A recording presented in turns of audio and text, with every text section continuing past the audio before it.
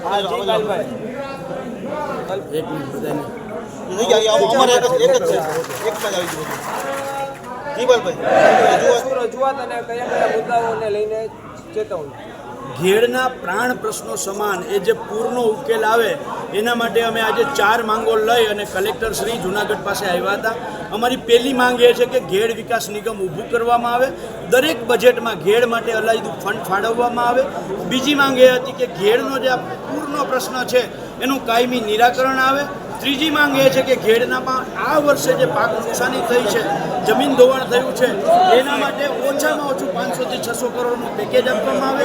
અને ચોથી માંગ એ હતી કે આ બાબતે જે ઉબેરની અંદર કેમિકલ ઠાલવવામાં આવે છે એને સદંતર બંધ કરવામાં આવે. આ ચારેય માંગોમાં 2 માંગ પહેલી છે નીતિ વિષયક છે, એટલે સરકારને 2 મહિનાની મુદત આપી છે. છેલ્લી 2 માંગ છે એમાં સરકારે અઠવાડિયાની અંદર અમને નિર્ણય આપવાનો થાય, નહીંતર અમે ગાંધી ચિંધ્યા માર્ગે લડાઈ કરીશું.